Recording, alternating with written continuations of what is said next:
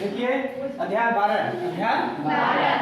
खाद्य संसाधनों में सुधार। खाद्य संसाधनों में सुधार, improvement in food resources. Resources मतलब स्रोत, रिसोर्सेज मतलब स्रोत मतलब संसाधन ही होता है। खाद्य मतलब फूड होता है और सुधार मतलब इम्प्रूवमेंट, मतलब इम्प्रूवमेंट, इन मतलब मेन। समझ में आ रहा है ना? अंग्रेजी समझ में आ गई ना? अब देखिए लिखा है इम्प्रूवमेंट इन फूड रिसोर्सेज मतलब खाद्य संसाधनों में सुधार। खाद्य संसाधनों में सुधार। देखिए खाद्य क्या होता है? खाद्य मतलब भोजन, और एक होता है खाद। क्या होता है? खाद। खाद दो प्रकार का होता है, एक देशी खाद और एक उर्वरक वाला खाद। देशी खाद जैसे गाय का खाद, गाय का गोबर, भैंस का गोबर, भेड़ी का गोबर, ठीक ना, बकरी का गोबर, देख रहे ना, उनकी लेड़ी, मुर्गी का लेडी यानी गोबर, ठीक ना, ये सब खाद में देशी खाद में आएंगे। और उर्वरक क्या होता है? उर्वरक में डीएपी और यूरिया आता है। उर्वरक में डीएपी और यूरिया आता है। यूरिया होता है एनपीके। यूरिया में देखे हैं आप लोग एनपीके लिखा रहता है। एन मतलब नाइट्रोजन, पी मतलब फास्फोरस, के मतलब पोटेशियम। क्या होता है? पोटेशियम। उसमें नाइट्रोजन की मात्रा 46% रहता है। क्या रहता है? 46%। और फास्फोरस और पोटेशियम मिला के 54%, कुल 100% हो जाता है। कितने परसेंट हो जाता है? 100%। और जैसा पता है डीएपी, और ये पौधे के किस भाग को वृद्धि करता है? पौधे के तने और पत्तियों में वृद्धि करता है। और डीएपी का पूरा नाम होता है di ammonium phosphate. Di ammonium phosphate ये पौधे के जड़ वाले भाग को वृद्धि करवाता है, मतलब जड़ बनाता है। अब जिस पौधे का जड़ मजबूत रहता है वही पौधा आगे बढ़ता है। आप लोग देखे होंगे धान की खेती जब होती है तो उसमें कीचड़ में ही हम लोग डीएपी और यूरिया मिला के, ज़्यादातर डीएपी मिला के कर देते हैं, तो कीचड़ से उसके पौधे जड़ को क्या मिल जाता है? पोषक तत्व मिल जाता है और जड़ बढ़िया बन जाता है और पौधे बढ़िया ऊपर आते हैं। और जैसे ऊपर आ जाता है, बढ़िया लग जाता है, तो वहाँ क्या डाल देते हैं? यूरिया डाल देते हैं। और यूरिया में क्या करते हैं? यूरिया में क्या क्षमता है? पौधे के पत्ती और तना को वृद्धि कर देना, ठीक ना। तो देखिए वो उसमें कई तने आ जाते हैं, नहीं आ जाते हैं? धान का पूरा खेत दूर दूर लगाया जाता है धान में, और लेकिन उसमें धान पूरा भर जाता है कुछ दिनों बाद, ठीक ना। तो जिस पौधे में ज़्यादा पत्ती रहेगी और उस पत्ती में ज़्यादा प्रकाश संश्लेषण की क्रिया होगी तो ज़्यादा भोजन बनेगा, और ज़्यादा भोजन बनेगा तो उसमें ज़्यादा फसल उत्पादित होगा कि नहीं होगा? और देखिए जंतु भोजन, खाद्य मतलब भोजन, खाद्य मतलब भोजन। भोजन में दो प्रकार के भोजन होते हैं, एक जंतु से प्राप्त होने वाले और पादप से प्राप्त होने वाले। जैसे कोई मछली खा रहा है, जैसे कोई मछली खा रहा है तो जंतु से प्राप्त हो रहा है। जैसे बकरा खा रहा है तो जंतु से, मुर्गा खा रहा है तो जंतु से, और अंडा खा रहा है तो जंतु से, ठीक ना। घी खा रहा है तो जंतु से, दही खा रहा है तो जंतु से, यदि वो रोटी खा रहा है तो, यदि वो चावल खा रहा है तो साग, सरसों का साग खा रहा है तो, यदि वो चना का भाजी खा रहा है या फिर चना का सब्जी बना के, चना मटर का सब्जी बना के खा रहा है तो क्या? तो आप और इनसे बनने वाले भोजन, जैसे मान लो कि मछली बना है तो उसको क्या बोलेंगे? व्यंजन। क्या बोलेंगे? व्यंजन। और मछली है तो जंतु व्यंजन। क्या बोलेंगे? जंतु व्यंजन। और जो व्यंजन जैसे हम लोग सिवई खा रहे हैं तो पादप व्यंजन, ठीक ना। जैसे चौसेला खा रहे हैं तो पादप, और बेरहन खा रहे हैं तो पादप, यदि अंडा बना के खा रहे हैं तो जंतु व्यंजन और पादप व्यंजन पहचान लीजिए। अब देखिए खाद होता है, खाद्य होता है देशी खाद जैसे मैंने बताया ना, और जो उर्वरक होता है, उर्वरक में आते हैं डीएपी और यूरिया। ये दोनों कहाँ बनते हैं? कंपनियों में, मतलब फैक्ट्रियों में, ठीक ना। एक प्रकार के लवण होते हैं। क्या होते हैं? लवण, ठीक ना। और मशीनों के द्वारा बनाया जाता है, ठीक ना। इनकी पैसा बहुत, यूरिया तो सस्ती नहीं मिलती है लेकिन डीएपी बहुत महंगी मिलती है, ठीक ना। अब देखिए भोजन क्या है? भोजन हमारे शरीर को क्या करता है? वृद्धि और विकास करता है। वृद्धि और विकास करता है। भोजन क्या करता है? वृद्धि और विकास करता है। तो देखिए भोजन में हम लोग कई 4 मुख्य तत्व हैं। भोजन के 4 मुख्य तत्व हैं। Number 1 carbohydrate, number 2 protein, number 3 वसा, नंबर 4 ठीक ना। देखिए कार्बोहाइड्रेट क्या लिखा है? कार्बोहाइड्रेट शरीर को ऊर्जा देता है। कार्बोहाइड्रेट क्या देता है? शरीर को ऊर्जा देता है। इसमें 1 किलो कैलोरी ऊर्जा, 1 ग्राम से, 1 ग्राम कार्बोहाइड्रेट से शरीर को 4 किलो कैलोरी ऊर्जा मिलता है। 1 ग्राम कार्बोहाइड्रेट से कितना मिलेगा? 4 किलो कैलोरी, 4 किलो कैलोरी ऊर्जा, ऊर्जा मिलता है। 4 किलो कैलोरी ऊर्जा मिलता है, ठीक ना। अब देखिए इसका स्रोत क्या है? जैसे गेहूं के पिसान से या गेहूं से जितने भी बनने वाले व्यंजन, जैसे कोई सूखी रोटी खा रहा है, कोई पूरी खा रहा है, कोई गठन खा रहा है, तो वो सब विटामिन मिला उसको कार्बोहाइड्रेट मिल रहा है। और चावल से भी बनने वाला है, ठीक ना, गन्ना से भी, ठीक ना, गन्ना से क्या बनता है, गुड़ और चीनी। चुकंदर से भी चीनी बनती है, आलू, मक्का और दूध, ठीक है, आदि इसके स्रोत हैं। किसके? कार्बोहाइड्रेट। इसके स्रोत हैं कार्बोहाइड्रेट। प्रोटीन, प्रोटीन क्या करता है, हमारे शरीर की वृद्धि, हमारे शरीर की वृद्धि एवं विकास, वृद्धि एवं विकास, मतलब लंबा हो रहे हैं, चारों तरफ से मोटे हो रहे हैं, तो वृद्धि एवं विकास कर रहा है। और शरीर में टूटी फूटी हड्डियों की मरम्मत करता है। मान लो साइकिल चला रहे हैं, गिर गए, हाथ टूट गया, तो कौन सा ज्यादा खाएंगे? प्रोटीन। क्या खाएंगे? प्रोटीन। शरीर की वृद्धि एवं विकास करती है और टूटी फूटी हड्डियों की मरम्मत कौन करती है? प्रोटीन। प्रोटीन। प्रोटीन के स्रोत कौन से? हाँ, इसमें भी कार्बोहाइड्रेट और प्रोटीन में दोनों में 1 किलोग्राम से, कितने में? 1 ग्राम से, कितने ग्राम से? 1 ग्राम से। 1 ग्राम कार्बोहाइड्रेट कहेंगे तो 4 किलो कैलोरी ऊर्जा मिलता है, और इसी प्रकार से प्रोटीन में कहेंगे 1 ग्राम प्रोटीन से 4 किलो कैलोरी ऊर्जा मिलता है। किसको? शरीर को। किसको? शरीर को। इसके स्रोत हैं सभी प्रकार के दाल, सभी प्रकार की दाल, चाहे वो उड़द के खा ले, चाहे अरहर का खा ले, चाहे बेतरी के खा ले, चाहे मूंग का खा ले, चाहे सेमी के खा ले, या सेमा का खा ले, या फिर तमाम प्रकार के मटर, चना, किसी भी प्रकार की दाल खा ले, या उड़द का दाल खा ले, तो इस सबसे क्या मिलेगा उसको? प्रोटीन। क्या मिलेगा? प्रोटीन। और देखो, दूध से भी मिलता है प्रोटीन, और अंडा से भी प्रोटीन मिलता है। देखो, जो मांसाहारी नहीं है, अंडा नहीं खा रहा है तो दूध खा लेगा, जो दूध अभी नहीं खा रहा है तो दाल खा लेगा, और दाल नहीं खा रहा है तो अंडा खा लेगा। कुछ ना कुछ उसके बदले में जरूर खाता होगा, तभी जाके उसका शरीर फिट रहेगा, ठीक है। अब देखिए वसा, वसा क्या करता है? शरीर को सबसे ज्यादा ऊर्जा देता है। शरीर को क्या देता है? सबसे ज्यादा ऊर्जा देता है। प्रोटीन और कार्बोहाइड्रेट की अपेक्षा ये ज्यादा ऊर्जा देता है। शरीर को सबसे ज्यादा ऊर्जा तथा शक्ति प्रदान करता है। और 1 ग्राम से, 1 ग्राम वसा से कितना ऊर्जा मिलेगा? 9 किलो कैलोरी। कितने किलो कैलोरी? 9 किलो कैलोरी ऊर्जा शरीर को मिलता है, ठीक ना। अब देखिए इसके स्रोत क्या है? सभी प्रकार के घी, सभी प्रकार के घी। आप लोग देखे होंगे, गाय का घी, भैंस का घी, बकरी का घी, ठीक ना, और भेड़ी का घी, और डालडा देखे हैं, वो वनस्पति तेल है। डालडा क्या है? वनस्पति तेल है। तो सभी प्रकार के घी और सभी प्रकार के तेल, जैसे सरसों का तेल हो गया, और कोई तीसी का हो गया, तिली का हो गया, ठीक ना, राई का हो गया, कई प्रकार के तेल, ठीक ना। अब देखिए खनिज लवण क्या है? अब प्रोटीन पढ़ लिए, वसा पढ़ लिए, और खनिज लवण। खनिज लवण क्या करता है? शरीर को कोई ऊर्जा प्रदान नहीं करता है, सिर्फ रोगाणुओं से बचाता है। प्रोटीन, खनिज लवण एवं विटामिन क्या करते हैं? शरीर को कोई ऊर्जा नहीं देते हैं, और सिर्फ क्या करते हैं? रोगाणुओं से बचाते हैं, रोगाणुओं से बचाते हैं। कौन? खनिज लवण एवं विटामिन। और इनके स्रोत क्या है? सभी प्रकार की ताजी सब्जियां, सभी प्रकार की ताजी सब्जियां, यानी मौसमी सब्जियां। जैसे हमारे यहाँ अभी वर्तमान में क्या चल रहा है? ठंड का मौसम है, हमारे यहाँ सरसों की सब्जी और चने की सब्जी मिल रहा है, बढ़िया हरा हरा, देख रहे हैं ना। ये ताजी सब्जियां हो गई। और हरा टमाटर, भट्टा, बैगन डालते हो ना, आलू ताजी हो। जो जनवरी का आलू कोड़ा हुआ अब जून में खाओगे तो ताजी नहीं मानी जाएगी, ठीक ना। ताजी सब्जी, जैसे समझ रहे ना, मटर हो गया, तमाम प्रकार की सब्जी आप लोग जानते हैं।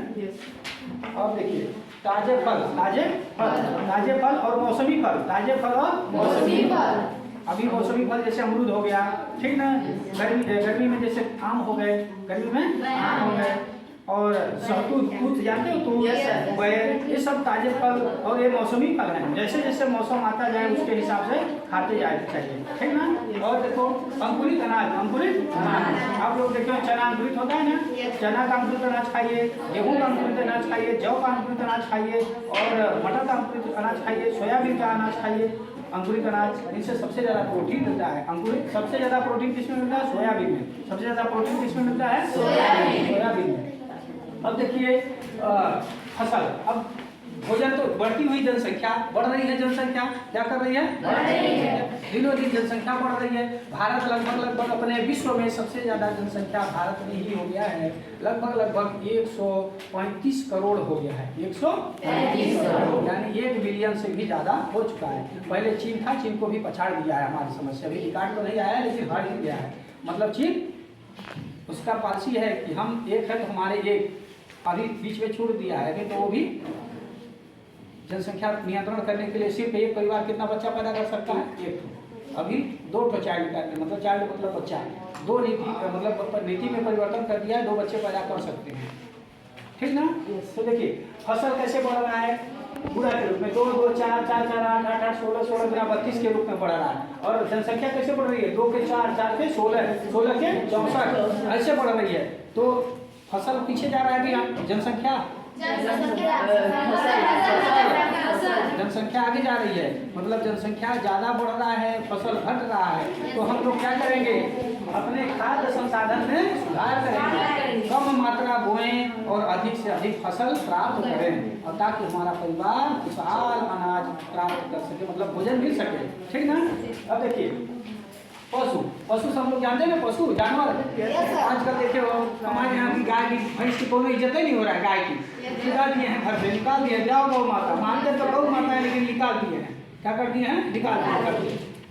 देख लो ना, जो भैया दूध नहीं देती है उसको निकाल दो बाहर, गौ माता में क्या है, गौ माता वहाँ हैवा में ठकरा रही है, 3 नंबर में से लेके यहाँ से बदमा रोज टक्कर खा रही है, लेकिन कोई पूछाई नहीं है। कम से कम कितना भी लोग, एक तो गौशाला होना चाहिए हर गाँव में, होना चाहिए नहीं होना चाहिए।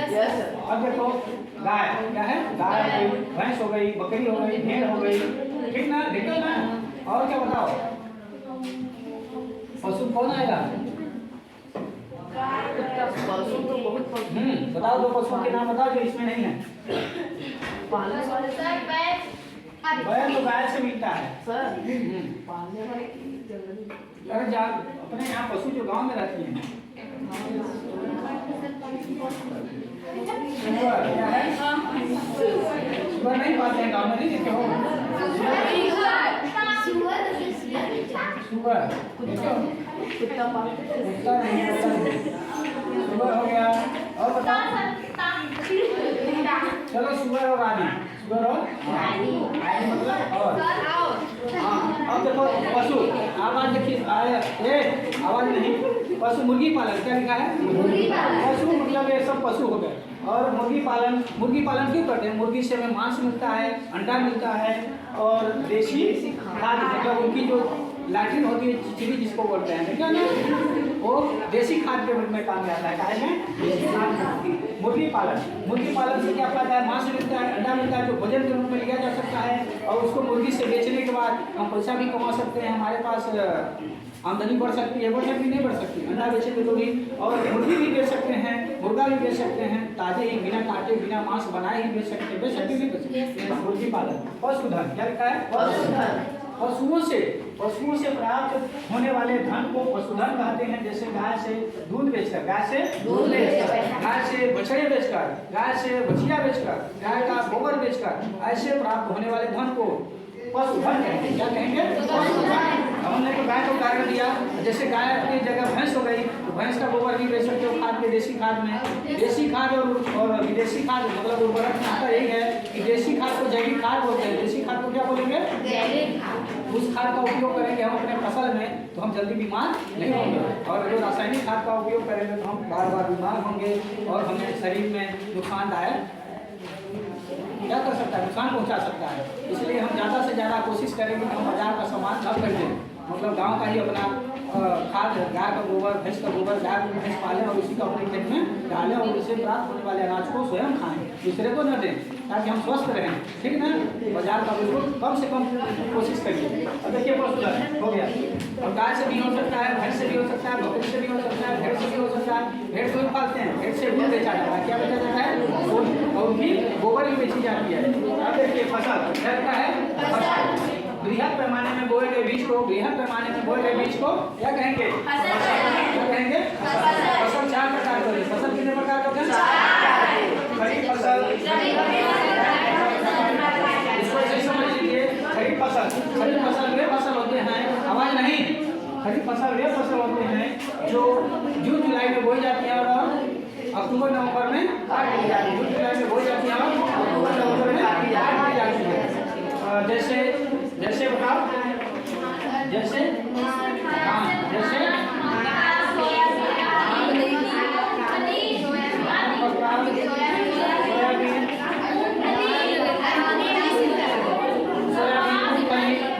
सोयाबीन, मूंगफली, समझ रहे हैं ना, और जो भी उड़द हो गया, ठीक ना। और आपको जाते हैं रबी फसल वे फसल होते हैं जो अक्टूबर काट ली जाती हैं, रबी फसल कहलाती हैं, जैसे गेहूं, जौ, मटर, चना, ठीक ना। अब देखिए जायद फसल, हाँ अरहर इसमें आएगा, अरहर आएगा खरीफ फसल, अरहर इसमें आएगा खरीफ फसल। जायद फसल क्या होता है? जायद फसल वे फसल होती है जो गर्मियों में बो जाते हैं, मार्च अप्रैल में बोई जाती हैं और जून जुलाई में काट ली जाती हैं। जायद फसलें कहलाती हैं जैसे खरबूजा, तरबूजा, ककड़ी, खीरा, भिंडी और गर्मी की मक्का, मूंग, उड़द, उसी को मूंग बोलते हैं, उड़द और मूंग, ठीक ना। इसमें जायद वाले की व्यापारिक फसल वे फसल होते हैं जिनको सिर्फ व्यापार के लिए, पैसे कमाने के लिए उपयोग में लाई जाने वाली फसल को व्यापारिक फसल कहते हैं, जैसे मूंगफली, कपास, सूरजमुखी और गन्ना, और इसमें देखिए वो टमाटर की खेती और आदि की खेती और अदरक की खेती, आदि अदरक वही होता है, और सफेद मूंगफली की खेती, ठीक ना, इसी में आते हैं, ठीक। आदि कोई दिक्कत समझ में आ रहा है?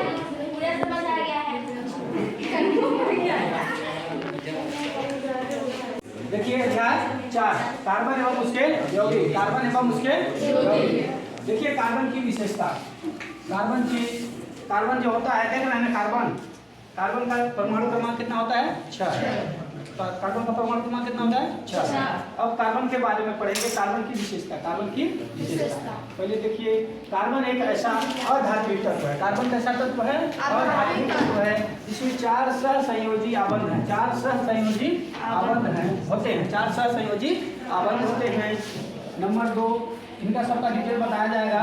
कार्बन के बाह्य कोश में, कार्बन के बाह्य कोश के 4 इलेक्ट्रॉन होते हैं, कार्बन के बाह्य कोश में 4 इलेक्ट्रॉन होते हैं, अर्थात 4 संयोजकता इलेक्ट्रॉन होते हैं। आप लोग 9वीं में पढ़े होंगे 2n², क्या पढ़े हैं? 2n²। कक्षों की संख्या ज्ञात करने के लिए पहले कक्ष में जैसे पूरे n के मतलब 1 रख देंगे तो कितना आ जाएगा? ऐसे देखिए यहाँ बराबर करते जाइए, 1 का 2 पूरे 1 का 1 ही होता है, तो 2 का 2। पहले कक्ष में कितना इलेक्ट्रॉन रह सकते हैं? 2। कितने? 2। और दूसरे कक्ष में 2 पूरे 2 का स्क्वायर, मतलब n की जगह 2 रख देंगे दूसरे कक्ष के लिए, तो 2 का 2 दूना 4 मतलब 8। दूसरे कक्ष में कितने इलेक्ट्रॉन रह सकते हैं? 8। 1 2 3 4 5 6 7 8। लेकिन कार्बन के पास कितना है? 6। कार्बन के पास कितना है? 6। तो किसी भी कक्ष को भरने के लिए पूरा होना चाहिए, या फिर वो दे सकता है, जब देगा इलेक्ट्रॉन देगा यानी त्यागेगा, उसके ऊपर धन आयन लगेगा। क्या करेगा? धन आयन। अभी दे रहा है तो ऋण आयन, कर्जा जानते हो लेना देना, जैसे दे रहा है तो धन आयन, ले रहा है तो ऋण आयन। कोई भी तत्व जैसे ये इलेक्ट्रॉन दे रहा है तो उसके ऊपर कैसा लगेगा? धन आयन, और ग्रहण कर रहा है तो ऋण आयन। तो देखिए कार्बन के पास 6 है, कार्बन के पास 6 है। मान लीजिए कार्बन का है, कार्बन बराबर 6, तो 2 इलेक्ट्रॉन यहाँ हो गए पहले कक्ष में, दूसरे कक्ष में 1 2 3 4 रख दिया। अब इसको कितने चाहिए? दूसरे कक्ष में 4 ही इलेक्ट्रॉन चाहिए। कितने इलेक्ट्रॉन चाहिए? 4 पा जाएगा यानी ग्रहण कर लेगा, तो उसके ऊपर क्या लग जाएगा? कार्बन का ऋण आयन। कार्बन का 4 इलेक्ट्रॉन लिया है तो ऋण आयन, क्या लगेगा? ऋण आयन, ठीक ना। अब जब दे देगा ये चारों, दूसरे कक्ष वाला दे देगा तो क्या हो जाएगा? कार्बन का धन आयन, 4 धन आयन, समझे? धन आयन और ऋण आयन, ग्रहण करेगा तो ऋण आयन और देगा तो धन आयन। कार्बन में 4 इलेक्ट्रॉन त्याग कर मतलब देकर धन आयन तथा इलेक्ट्रॉन ग्रहण करके ऋण आयन बना सकता है। नंबर 3 हो गया। नंबर 4, कार्बन अपने अन्य परमाणुओं, अन्य तत्वों के परमाणुओं के साथ संयोजी इलेक्ट्रॉन की साझेदारी करके अणुओं का निर्माण करता है, जो कि अभी श्रृंखलन के बारे में बताया जाएगा, उसी से संबंधित है। अब देखिए सहसंयोजी आबंध, क्या लिखा है? सहसंयोजी आबंध। 2 परमाणुओं के बीच इलेक्ट्रॉन के एक युग्म की साझेदारी के द्वारा बनने वाला आबंध सहसंयोजी आबंध कहलाता है। अब देखिए श्रृंखलन क्या है? श्रृंखलन, इसको बोलते हैं कैटेनेशन। क्या बोलेंगे? कैटेनेशन। कार्बन में श्रृंखलन की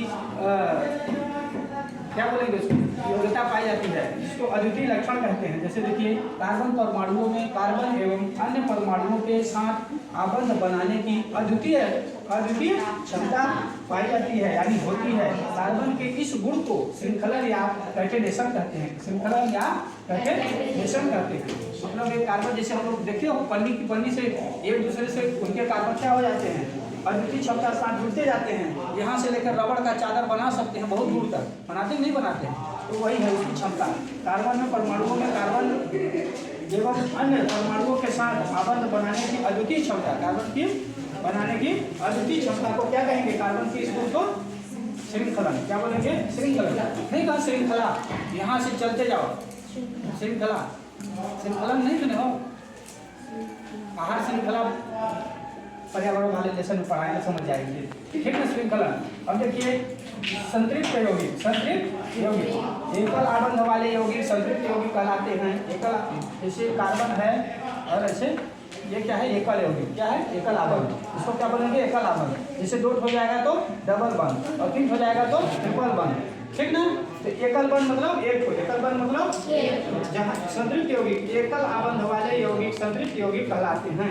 जैसे मान लीजिए ये कार्बन है ऐसे, ठीक ना? और यहाँ देखिए संतृप्त यौगिक, असंतृप्त यौगिक, कौन सा? असंतृप्त यौगिक। द्विबंध एवं त्रिबंध वाले ये कार्बन यौगिक क्या कहलाएंगे? असंतृप्त। जैसे जूट हो जाएगा तो, या फिर कि कार्बन और 1 2 3, ठीक ना? कैसे भी टाइप से लिख सकते हैं, ऐसे जैसे हाइड्रोजन रहता है तो ऐसे ऐसे, ठीक ना?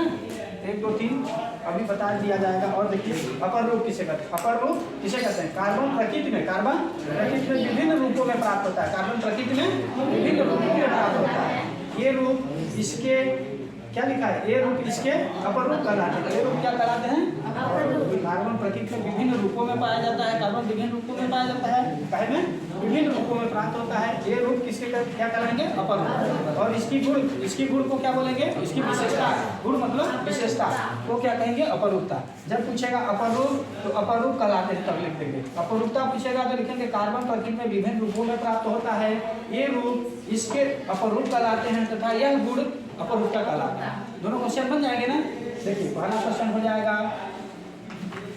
यहाँ से, पहला कार्बन की विशेषता, मतलब किसी भी क्वेश्चन से पूछ सकता है कि कार्बन कब धनायन बनाएगा, तो 4 इलेक्ट्रॉन जब त्याग देगा तो क्या हो जाएगा? धनायन। और 4 इलेक्ट्रॉन ग्रहण करके अपने कक्ष को पूरा कर लेगा तो ऋणायन हो जाएगा, कार्बन का ऋणायन बन जाएगा। इतना बन जाएगा नहीं वाला?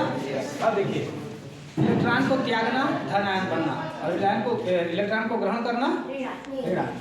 और कार्बन की जो श्रृंखला गुण पाई जाती है, श्रृंखला मतलब वो एक दूसरे में जोड़ने की, लिखा है कार्बन परमाणुओं में कार्बन एवं अन्य परमाणुओं के साथ आबंध बनाने, आबंध बनाकर, जैसे आबंध बनाया ना ऐसे ऐसे ऐसे करके जुड़ने की क्षमता पाई जाती है। किसमें? कार्बन में। किसमें?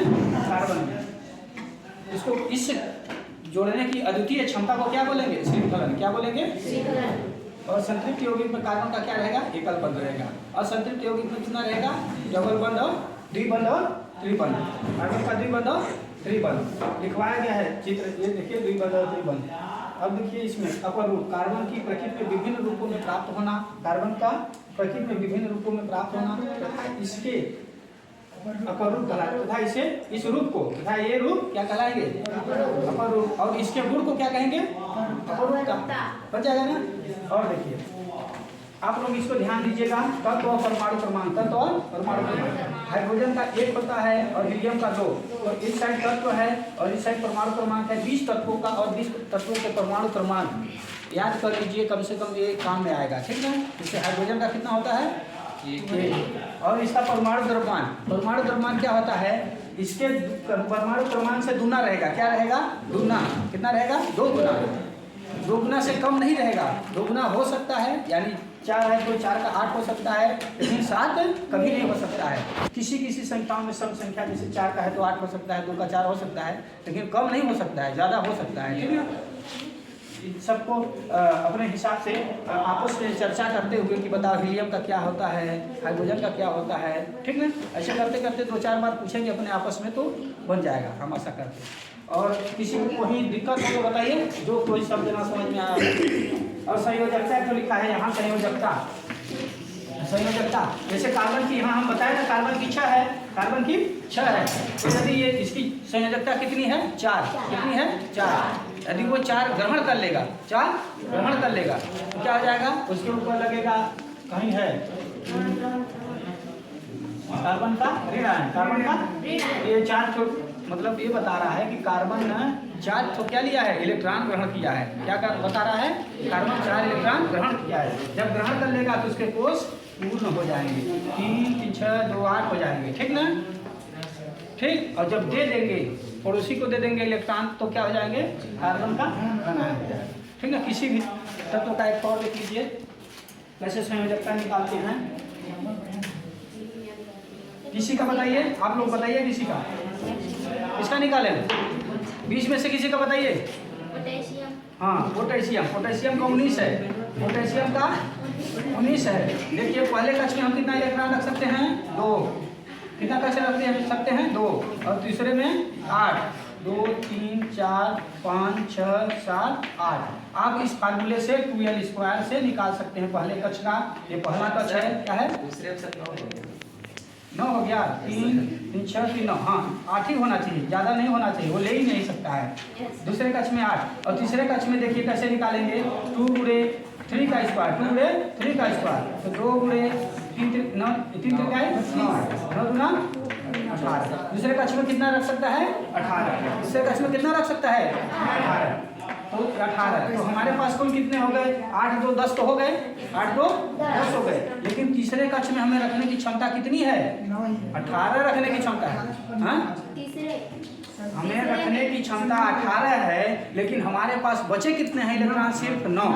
तो हम यहाँ 9 रखेंगे, 2 3 4 5 6 7 8 9।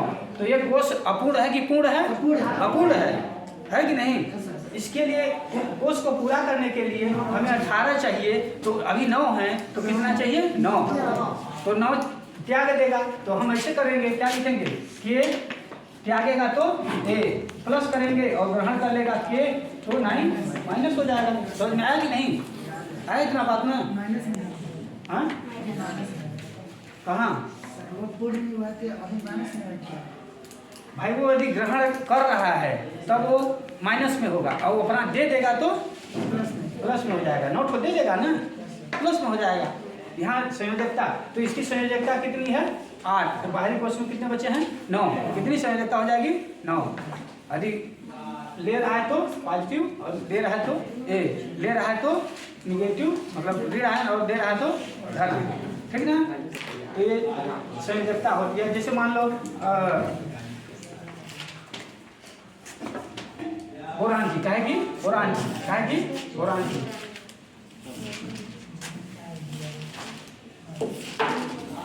बोरान का कितना है, 5। तो पहले कक्ष में कितना रख सकते हैं इलेक्ट्रॉन, 2। कितना, 2। और दूसरे कक्ष में 8। तो हमारे पास बचे कितने हैं अब, 1 2 3। अब एक चीज और ध्यान देना है, एक चीज और ध्यान देना है कि जैसे आधे से ज़्यादा हो जाएगा तो क्या करेगा, ग्रहण करेगा, तो उसके लिए उपयोग मतलब ठीक माना जाएगा। लेकिन बहुत कम रहेगा तो ऋण आयन हो जाएगा तो कर्जा हो जाएगा नहीं हो जाएगा, वो ले नहीं सकता। मतलब बराबर रहेगा तो ले दे सकता है, लेकिन जैसे इसको कितना चाहिए, 8, लेकिन 3 है, लेकिन 3 है, तो ये ग्रहण नहीं कर सकता है, सिर्फ क्या कर सकता है, दे सकता है। समझ में आया कि नहीं। ऐसे स्थिति को क्या करेगा, देगा। ठीक ना। तो ये क्या बन जाएगा, बोरान का दे देगा तो 3 है ना, ग्रहण नहीं कर सकता, क्योंकि 8, इसके पास कम से कम 8 का आधा 4 या 4 से ज़्यादा होना चाहिए। ठीक ना, ऐसी स्थिति में। ठीक, कोई दिक्कत